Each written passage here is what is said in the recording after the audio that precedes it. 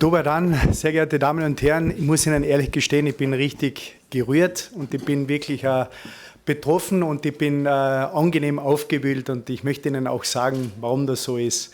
Damit Sie sich ein Bild machen können, wer ich eigentlich bin, darf ich mich kurz vorstellen. Ich bin der Peter Weidinger aus Villach, 45 Jahre alt, verheiratet, habe 2 Kinder und der Opa war ein Kärntner Slowene und die Nonna, unsere Oma, war Italienerin. Nur leider haben wir binnen einer Generation diese sprachliche Kompetenz verloren. Und wenn der Opa daheim einmal emotional war, hat er auch immer wieder slowenische Ausdrücke verwendet und wir haben gemerkt bei seiner Gestik, da sind jetzt wahrscheinlich Ausdrücke dabei, die sind nicht ganz kinder- oder jugendfrei. Aber wir haben für uns einfach gewusst, okay, wir verstehen den Opa, aber nur bis zu einem bestimmten Grad, weil in seine emotionale Gefühlswelt, in dem Bereich können wir nicht eintauchen, weil wir die Worte auch nicht verstehen, die er uns einfach vermitteln möchte.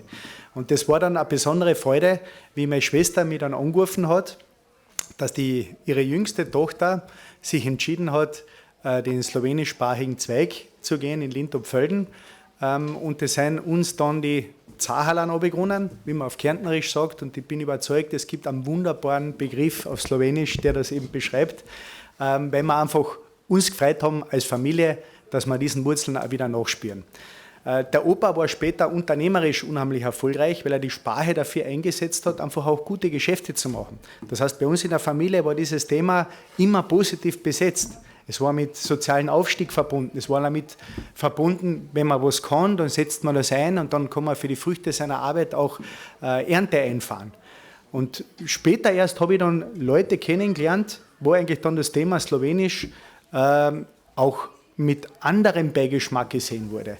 Und dann habe ich angefangen, ein bisschen hinhören. Und es ist heute schon wirklich eindrucksvoller zum Ausdruck gekommen, es sind die Familiengeschichten, es sind die persönlichen Bezüge dazu.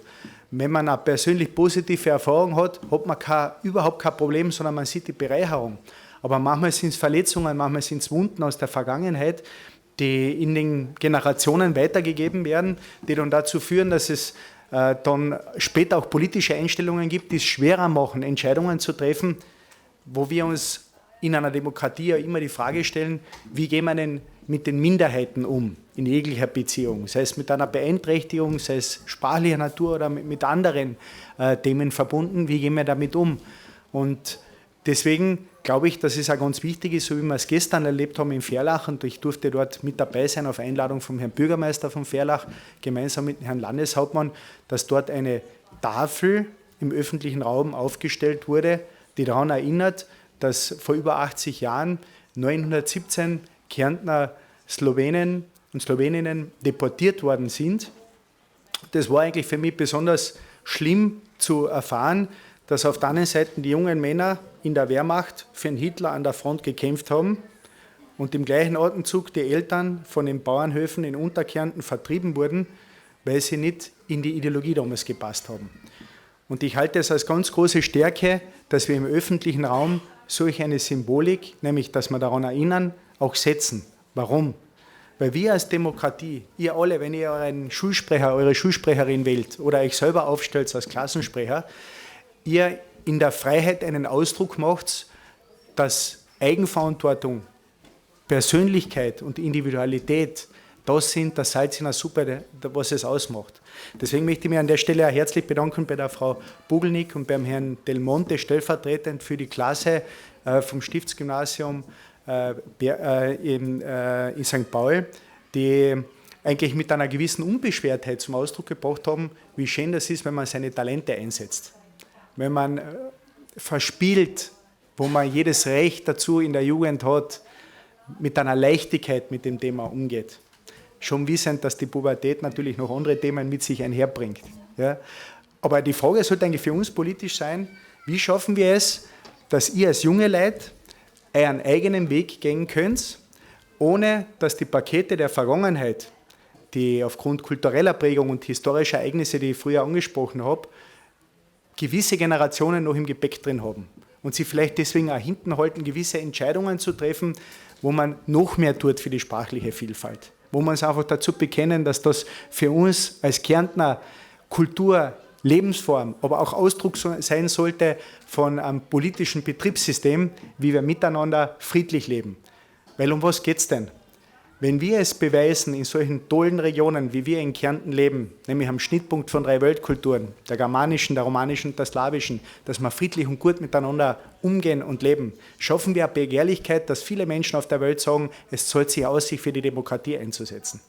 Und es zahlt sich auch aus, an das Gute zu glauben, dass der morgige Tag besser werden kann als der gestrige. Und jetzt kommt die gute Nachricht an uns und die gute Nachricht an Herrn Magoras, wo ich mich herzlich bedanken möchte beim Herrn Direktor Krenn. 170 Jahre eine Erfolgsgeschichte im Bildungsbereich schreiben, noch eine Druckerei führen in diesem wirtschaftlich nicht leichten Umfeld. Großen Respekt dafür.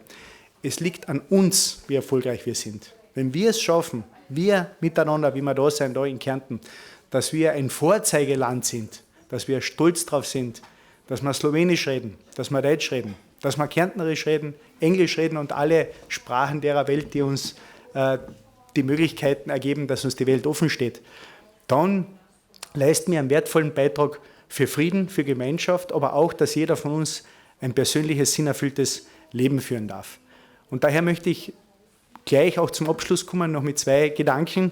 Gedanke Nummer 1, ich möchte die große Wertschätzung zum Ausdruck bringen meiner Kollegin, der Olga Voglauer, im österreichischen Nationalrat. Wir dürfen eng zusammenarbeiten und ich bin dankbar, dass ich von ihr immer wieder vieles lernen darf aus ihrem Leben und aus ihrem Gestalten. Und wir haben eine Initiative gesetzt im Nationalrat, dass wir ein überparteiliches Kärntner Abgeordnetenfrühstück regelmäßig durchführen, wo wir nämlich als Abgeordneter aller verschiedenen Parteien eigentlich darüber reden, was uns verbindet und wie wir gemeinsam im Boden erarbeiten, um einfach die Kraft und den Mut zu haben, auch bei den Dingen, wo wir die Dinge unterschiedlich sehen, auch gute Entscheidungen treffen zu können und dass jeder ein bisschen über seinen Schatten springt. Und das führt mich eigentlich genau wieder zur heutigen Veranstaltung.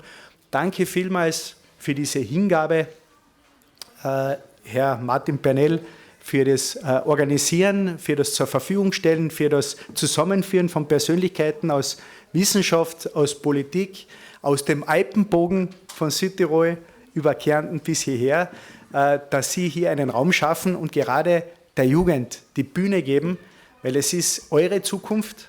Ja, und keine Sorge, wir lassen euch nicht dabei alleine. Wir sitzen alle im gleichen Boot, dass wir zusammenarbeiten, dass wir miteinander einfach ein besseres Kärnten gestalten, als wir bisher gehabt haben. Letzter Gedanke von mir, ich möchte mich auch beim Herrn Direktor Sven Fiesler bedanken und ihm alles Gute wünschen für seine wichtige Aufgabe im Bildungsbereich, dass auch frische Generationen an Pädagoginnen und Pädagogen auch sich dieser Verantwortung bewusst sind. In diesem Sinne, meine Damen und Herren, danke ich für das, was Sie uns heute für diese 3 Tage schenken. Und ich möchte mit den Worten schließen, wie es heuer am Anfang des Jahres im österreichischen Parlament ein KZ-Überlebender getan hat, wie man ihn am Ende der Veranstaltung gefragt hat, was wünschst du dir eigentlich für Österreich und für uns alle? Und der hat es mit einem Satz zusammengefasst. Ich wünsche mir, dass der Mensch dem Menschen ein Mensch ist. Hvala lepa.